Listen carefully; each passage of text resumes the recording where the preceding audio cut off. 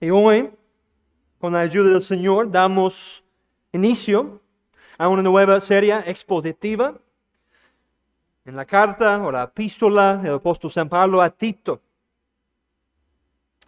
Entonces vamos a leer capítulo 1, los versículos 1 al 4, y vamos a enfocarnos, si el Señor lo permite, en el versículo 1 el día de hoy.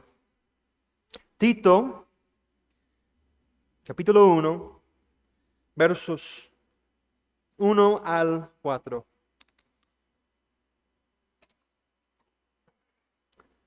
Dice: Pablo, siervo de Dios y apóstol de Jesucristo, conforme a la fe de los escogidos de Dios y el conocimiento de la verdad que es según la piedad, en la esperanza de la vida eterna, la cual Dios, que no miente, prometió desde antes del principio de los siglos, y a su debido tiempo manifestó su palabra por medio de la predicación que me fue encomendada por mandato de Dios nuestro Salvador. A Tito, verdadero hijo en la común fe, gracia, misericordia y paz de Dios Padre, del Señor Jesucristo, nuestro Salvador. Así ha dicho Jehová de los ejércitos. Mis hermanos, mis amigos, en nuestros días existe la necesidad de recuperar la fidelidad bíblica para la iglesia de Jesucristo. Muchos púlpitos están ocupados por hombres no cualificados y las iglesias no están comprometidas con la palabra de Dios. Necesitamos iglesias fieles. Necesitamos pastores fieles que sean dotados, cualificados y deseosos de servir a la iglesia de Jesucristo, siguiendo la palabra de Dios en cada uno de sus puntos. El libro de Tito es tal remedio para los hijos de Dios. La pregunta para nosotros es: ¿escucharemos la palabra de Dios en este asunto o no? ¿La seguiremos sin importar a dónde nos lleve? Debemos hacerlo. Antes de arranquemos, necesitamos comprender algunos aspectos introductorios relacionados con el libro de Tito. Esto nos ayuda a comprender y entender el contexto en el que se escribió esta epístola. Primero, el autor. ¿Quién escribió esta epístola? Bueno, desde la primera letra de esta epístola queda muy claro quién la escribió: el apóstol Pablo. Él fue inspirado por el Espíritu Santo para que la iglesia tuviera la palabra de Dios perfectamente preservada para nosotros. Como todos los libros de la Biblia, ha sido inspirado por Dios para que sea la regla de fe y vida para los creyentes. Bueno, para todos. Como dice nuestra confesión de fe, párrafo 4 del capítulo 1, la autoridad de la Santa Escritura por la cual esta debe ser creída no depende del testimonio de ningún hombre o iglesia, sino enteramente de Dios, quien es la verdad misma, el autor de la Santa Escritura. Por lo tanto, esta debe ser recibida porque es la palabra de Dios. Segundo, la fecha de redacción. En el comentario de Malcolm McLean, en la serie Lectio Continua, no establece una fecha exacta para la carta a Tito, pero la sitúa dentro del mismo tiempo del ministerio tardío del apóstol Pablo. Históricamente se entiende que esta epístola fue escrita entre los años 64 y 67, en algún momento después de su primer encarcelamiento en Roma y antes del segundo, que terminó con su martirio. Algunos estudiosos reformados como Patrick Fairbairn sostienen que fue redactada poco después de la primera carta a Timoteo, ya que ambas comparten temas y estilo similares. El libro de Hechos no menciona directamente un viaje de Pablo a Creta, por lo que se deduce que su labor misionera en la isla junto con Tito ocurrió fuera del registro lucano. En este contexto, Pablo deja a su fiel colaborador con la tarea de corregir lo deficiente, como dice Tito 1:5, y establecer ancianos en cada ciudad. Así la carta refleja una etapa madura del ministerio del apóstol Pablo, cuando su mirada pastoral se enfoca en consolidar iglesias sanas y firmes en la verdad del Evangelio, aun en lugares difíciles como Creta. Ahora bien, ¿por qué escribió Pablo esta carta? ¿Qué circunstancias apremiantes lo impulsaron a hacerlo? Pablo escribió esta carta porque había dejado a Tito en la isla de Creta con una misión muy clara: corregir lo deficiente. O sea, poner en orden lo que falta. Esto indica que ya se había realizado una obra misionera inicial, pero las iglesias recién establecidas necesitaban estructura, liderazgo y dirección pastoral. En aquellas congregaciones se estaban infiltrando falsos maestros, errores doctrinales y un desorden moral evidente. La cultura cretense, conocida en la antigüedad por su corrupción y inmoralidad, hacía aún más urgente el trabajo de consolidar una iglesia sana. Pablo desea que la sana doctrina no solo se enseñe y se defienda, sino que también se vea reflejada en una vida transformada. Según McLean, el propósito principal de esta carta es instruir a Tito para que promueva el crecimiento espiritual de las iglesias nacientes en Creta. Por eso, esta epístola es al mismo tiempo correctiva, instructiva y formativa. Y en resumen, no surge de una crisis puntual, sino de la necesidad continua de formar, afirmar y cuidar a las iglesias jóvenes en medio de un ambiente moralmente hostil. Ahora, la pregunta que llega a nosotros: ¿quién es Tito? Aunque Tito casi no se menciona en el libro de Hechos, aprendemos mucho sobre él a través de las cartas de Pablo. Acompáñame, por favor, a 2 Corintios capítulo 7.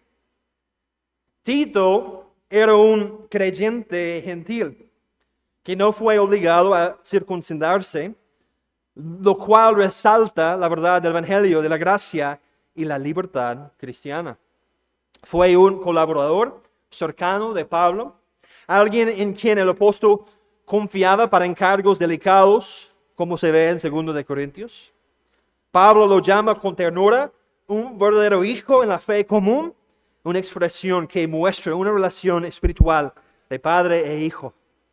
Todo indica que Tito era un hombre fiel, maduro y capaz, preparado para llevar a cabo tareas pastorales con sabiduría.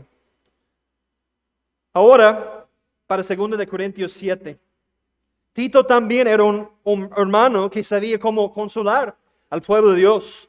Su presencia era alentadora. Ve allí conmigo en el versículo 5.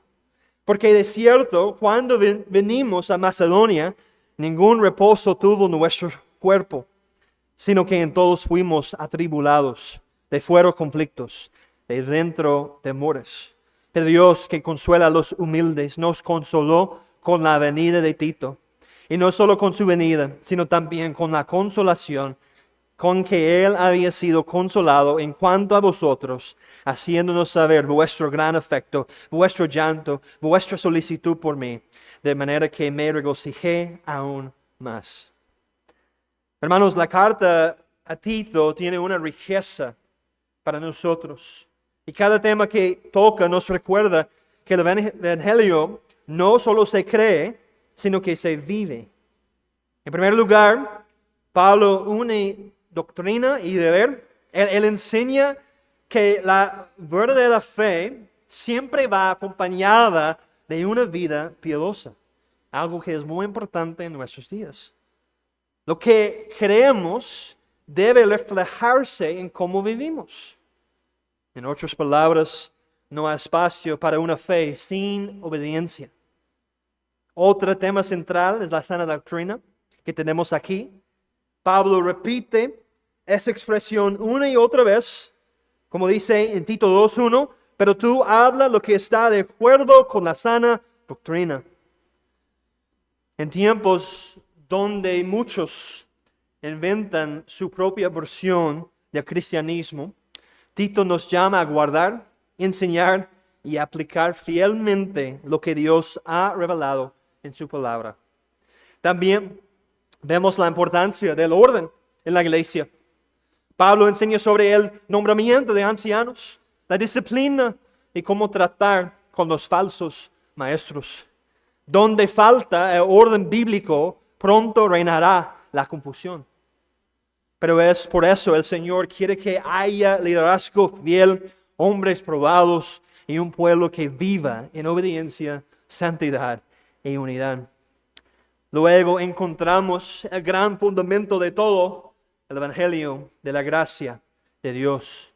No hay reforma de vida sin gracia, ni obediencia duradera sin Cristo y su Espíritu Santo. También en Tito 3 nos recuerda que fuimos salvados no por obras de justicia que nosotros hubiéramos hecho, sino por su misericordia. Esta gracia es el corazón del Evangelio de Jesucristo. Y aunque no somos salvos por obras, sí somos salvos para buenas obras. Como dice Tito 2:14, Cristo nos redimió para purificar para sí un pueblo propio, celoso de buenas obras. Eso significa que el cristiano no se conforma con decir yo tengo fe, sino que demuestra esa fe con una vida útil, santa y servicial. Tito también nos enseña cómo vivir en medio de un mundo moribundo. Ser cristiano no es retirarse del mundo, sino mostrarle al mundo el carácter de Cristo y predicarles el Evangelio. Y por último, como creyentes, esta carta nos llena de mucha esperanza. Pablo habla de la esperanza de la vida eterna. Vivimos mirando al futuro, sabiendo que nuestro Salvador ya pronto viene. Esa esperanza sostiene al creyente y le da fuerzas para perseverar. En resumen, Tito une la doctrina con la práctica, la fe con las obras, la gracia con la obediencia y la esperanza futura con la fidelidad presente. Ahora bien, ¿por qué esta carta tan breve sigue siendo tan necesaria para nosotros hoy? Bueno, es porque muchos creyentes, profesos e iglesias afirman la doctrina, pero toleran el desorden, el caos y la herejía dentro de la iglesia.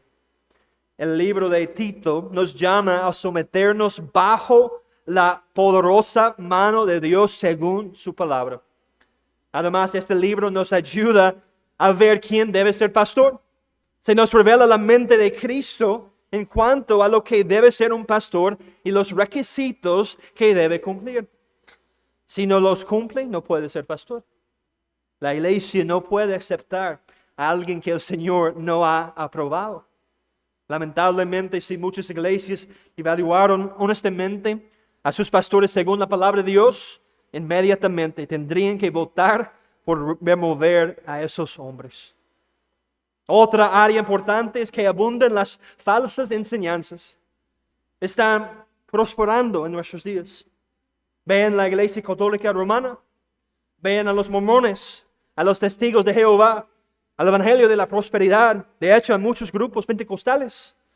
Las falsas enseñanzas son una plaga y debemos protegernos contra ellas. También debemos confrontarlas sin importar el costo.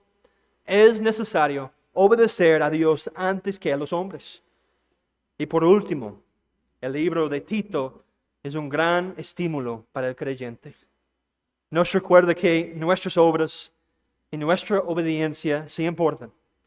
No somos salvos por nuestras obras, sino que somos salvos para hacer buenas obras.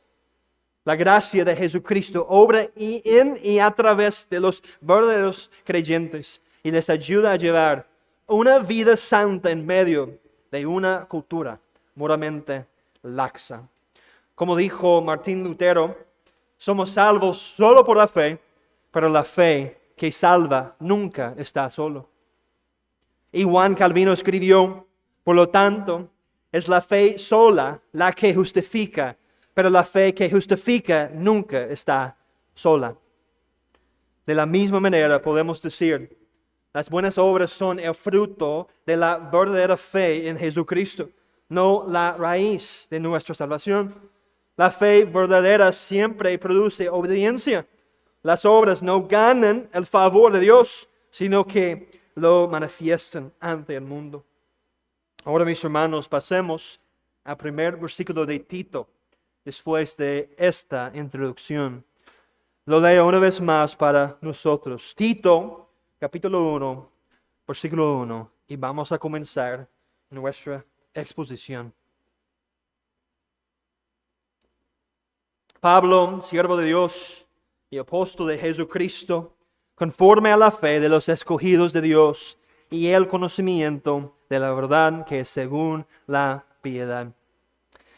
Primero, fíjese en la descripción que Pablo hace de sí mismo.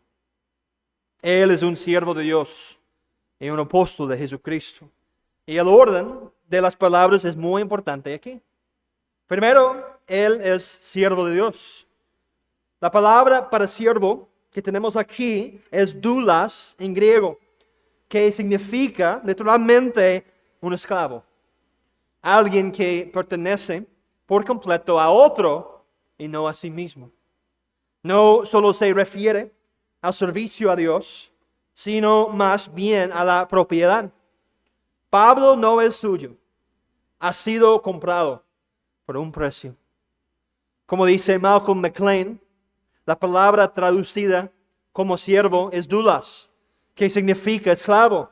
El Señor de Pablo es Dios, lo cual es una forma de decir que sirve con devoción al Padre Celestial y también reconoce que el Padre tiene autoridad total sobre él. Esta forma de expresarse revela que Pablo es diligente en su función y está satisfecho con ella. Si hubiera resentido la autoridad del Padre, no habría querido ser identificado como su siervo. Antes, Pablo servía a los diversos placeres del pecado y a su propia concupiscencia. Pero ahora, Pablo es siervo de la justicia. Y como él escribe en Romanos 6:22, más ahora que habéis sido libertados del pecado y hechos siervos de Dios, tenéis por vuestro fruto la santificación y como fin la vida eterna. Juan Gill señala que aunque todos los creyentes son siervos de Dios, Pablo aporta este título en un sentido más elevado, como alguien llamado al sagrado oficio del ministerio, sirviendo a Dios el evangelio de su Hijo. En el Antiguo Testamento, la expresión o la frase siervo de Dios o siervo de Jehová era un título que se otorgaba tanto a los profetas como a los reyes. Pensemos, por ejemplo, en Moisés. Deuteronomio 34:5 dice, y murió allí Moisés, siervo de Jehová, en la tierra de Moab, conforme al dicho de Jehová. Y pensemos en David, Salmo 18, a músico principal, Salmo de David, siervo de Jehová.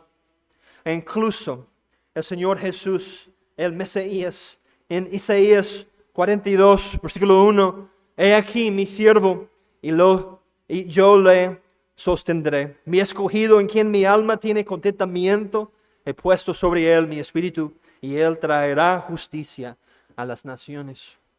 Por lo tanto, aquí Pablo se identifica con los hombres de antaño como siervos de Jehová, que ofrecen su sacrificio, su servicio al mismo Dios. Y Pablo está obligado a dedicar todos sus días al servicio del Señor. Al mismo tiempo, necesitamos ser muy claros aquí. No es necesario ser pastor, ministro o incluso apóstol para ser considerado un siervo de Jehová.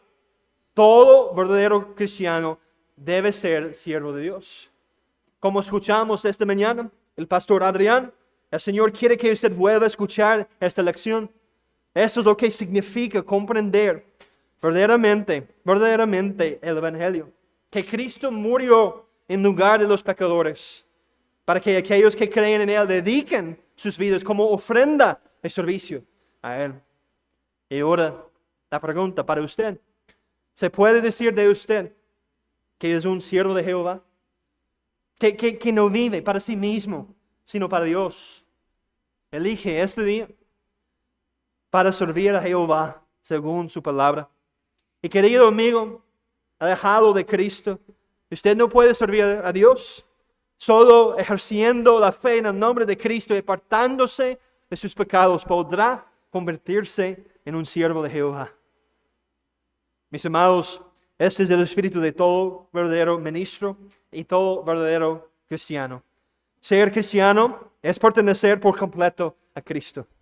El creyente no es autónomo, está bajo órdenes. El mundo celebra la libertad desenfrenada. El cristiano celebra la servidumbre a un amo misericordioso.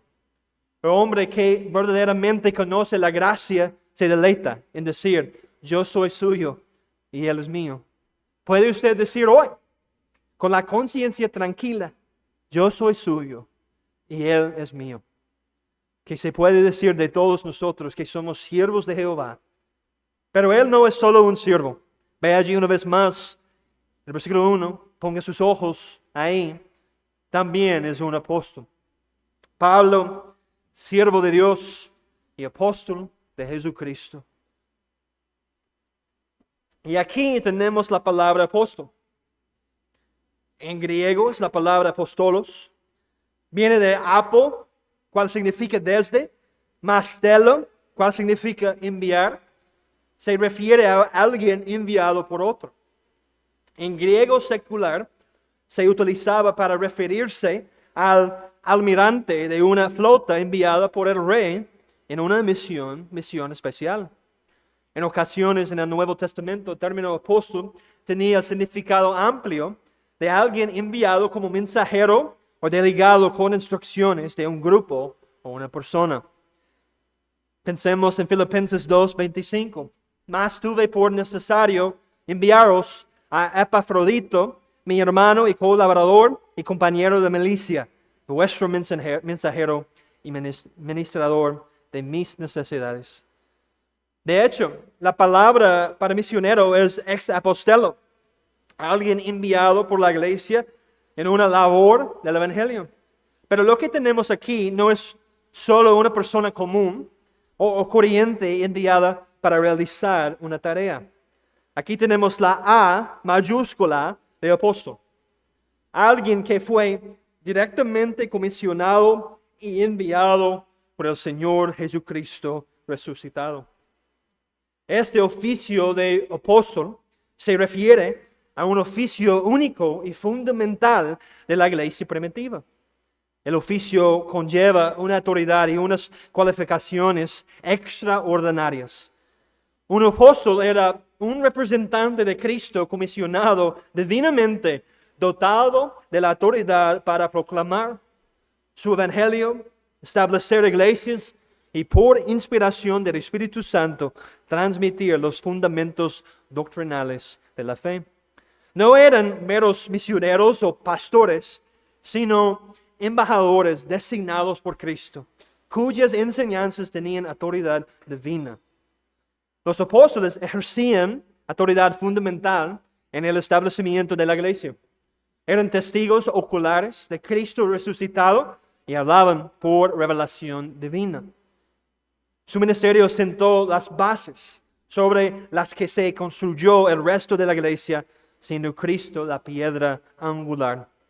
Como nos dice en Efesios 2:20, edificados sobre el fundamento de los apóstoles y profetas, siendo la principal piedra del ángulo Jesucristo mismo.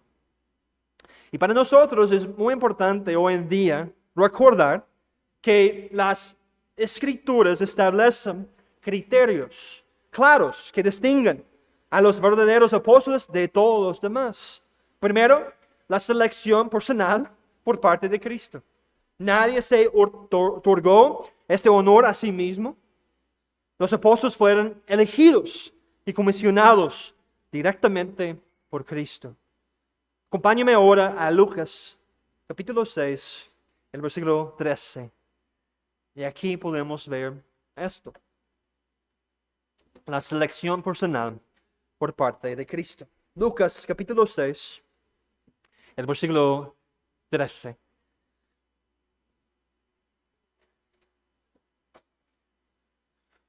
Lucas 6, 13. Y cuando era de día, llamó a sus discípulos y escogió a 12 de ellos, a los cuales también llamó apóstoles. Segundo, ser testigos oculares del Señor resucitado. Vayamos juntos ahora a Hechos capítulo 1. El libro de Hechos, capítulo 1. Y lo que quiero decir aquí es que se requería que los apóstoles hubieran visto personalmente al Cristo resucitado. Cuando se buscaba un sustituto para Judas, Pedro declaró que el candidato debe ser alguien, ve allí, Hechos 1:21, que han estado juntos con nosotros todo el tiempo que el Señor Jesús entraba y salía entre nosotros. Uno se ha hecho testigo con nosotros de su resurrección. Y tercero, empoderados y autorizados por el Espíritu Santo. Los apóstoles recibieron dones extraordinarios que confirmaban su misión divina. Milagros, sanidades, profecías y enseñanza autoritaria.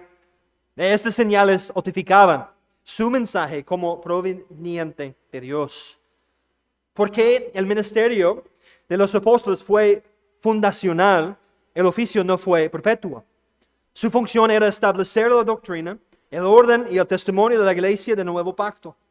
Una vez que este fundamento fue puesto e inscrito en el Nuevo Testamento, el oficio cesó. Pablo fue el último en esta línea de apóstoles designados por Cristo. Y él dice en 1 Corintios 15, versículo 8, y al último de todos, como a un abortivo, me apareció a mí.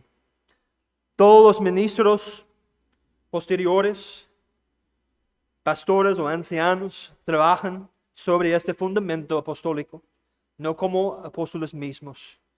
Segundo Timoteo 2:2, lo que has oído de mí ante muchos testigos, esto encarga a hombres fieles que sean idóneos para enseñar también a otros.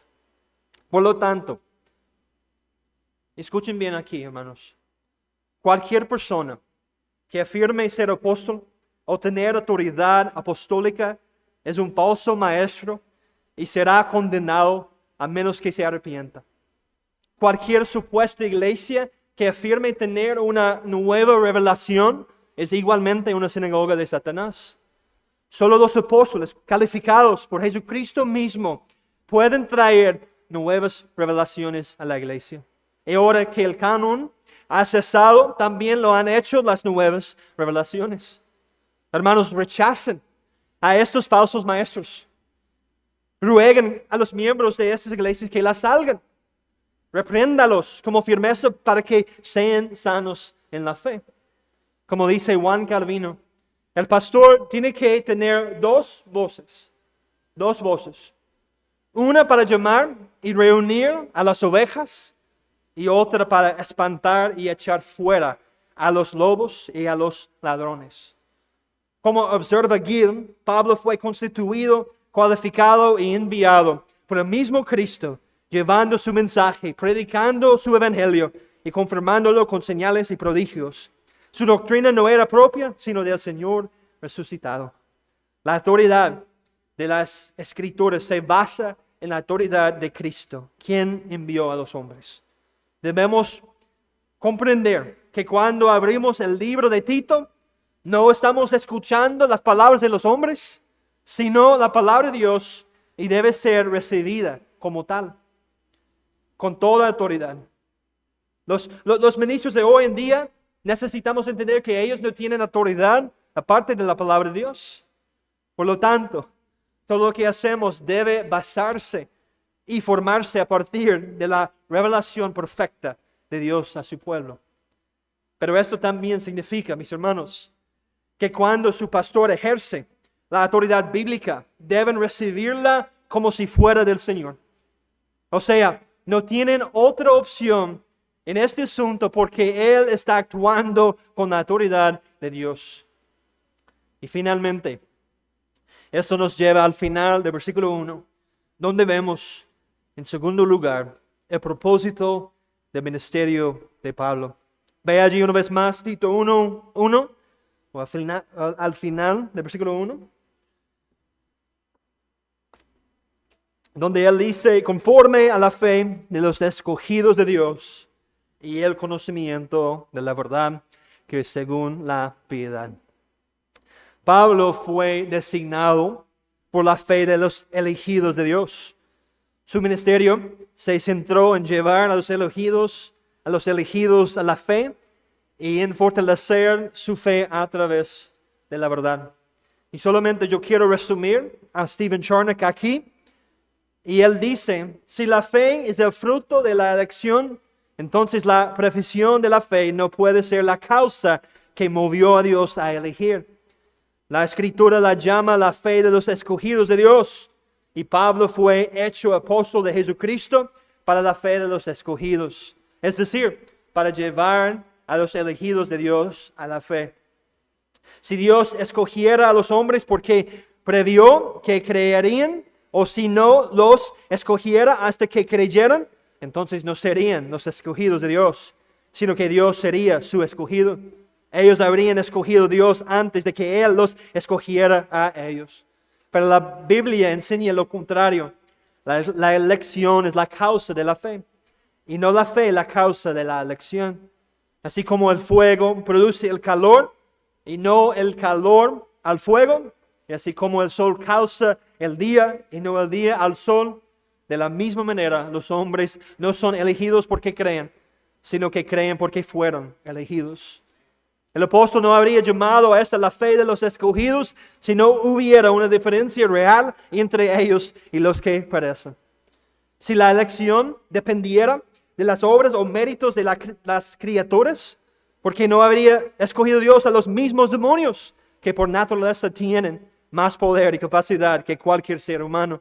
Por tanto, no hay otra base posible para este acto de elección y de rechazo que la soberanía absoluta de Dios. Y la misión del Pablo no era solo llevar a los hombres a la fe, sino también, fíjense, al conocimiento de la verdad que produce piedad. Es por eso dice al final del versículo 1, el conocimiento de la verdad que es según la piedad. Y esto se refiere, mis hermanos, a un entendimiento pleno y vivencial del Evangelio, no un simple asentimiento intelectual. Como Juan Gil comenta, Pablo fue establecido en su oficio para predicar, defender y difundir esta verdad y para llevar las almas a un conocimiento espiritual y experimental de ella. La fe no descansa sobre opiniones, sino sobre la verdad, una verdad cierta, objetiva y divina.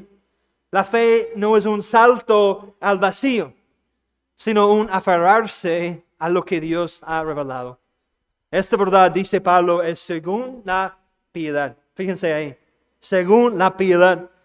Es decir, la verdadera doctrina siempre produce verdadera devoción y verdadera santificación y santidad. Quizás es mejor decir. El Evangelio no es una filosofía especulativa, sino la verdad que conduce a la santidad. La santidad sin la cual nadie verá al Señor. Charles Spurgeon lo resumió así: nunca encontrarás una fe verdadera que no esté acompañada de verdadera piedad. Y por otro lado, nunca descubrirás una vida verdaderamente santa que no tenga como raíz y fundamento una fe viva puesta en la justicia de nuestro Señor Jesucristo. Ay de aquellos que busquen la una sin la otra. La doctrina y el deber nunca son enemigos en la Escritura. La gracia lectora de Dios nos humilla, la verdad de Dios nos santifica y la fe del pueblo de Dios se manifiesta en una vida santa. Mis queridos hermanos, tengan cuidado con cualquier versión del cristianismo que proclame la verdad sin producir transformación. Un evangelio que no genera piedad no es el evangelio de Dios. Y una fe que no da fruto no es la fe de los escogidos de Dios. Y es un evangelio falso, podemos decir, que nunca puede salvar a nadie. Donde no hay santidad, no hay salvación. Porque el evangelio verdadero siempre produce un pueblo santo. Como dijo acertadamente R.C. Sproul, la fe es el fruto de la regeneración, no su causa. Y podemos añadir, las buenas obras son el fruto de la verdadera fe en Jesucristo, no la raíz de nuestra salvación. Y ahora le pregunto, ¿está usted buscando la santidad en su vida? ¿Es la santificación una marca segura en su vida? Mis hermanos, por favor, escúchenme. No estoy hablando de la perfección, pero hay un crecimiento tangible en su búsqueda de la santidad. ¿Es usted más santo que hace un mes, que hace un año, que al principio de su conversión? El Espíritu Santo obra en nosotros según la palabra de Dios. Esta es la verdad que conduce a la piedad. Para concluir, acompáñeme a Tito 3. Y creo que es un buen pasaje para leer en este momento. Tito 3, 3 al 7. Dice, porque nosotros también éramos en otro tiempo insensatos, rebeldes, extraviados, esclavos de concupiscencias y deleites diversos, viviendo en malicia e envidia, aborrecibles y aborreciéndonos unos a otros.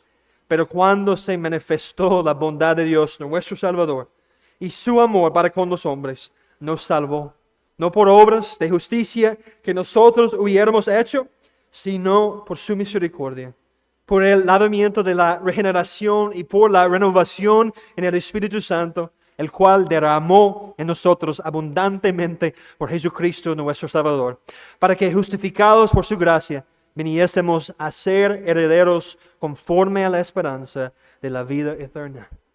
Hermanos, la verdad que no transforma no es la verdad de Dios. La fe que no produce santidad no es la fe de los escogidos. Donde Cristo reina, allí hay piedad.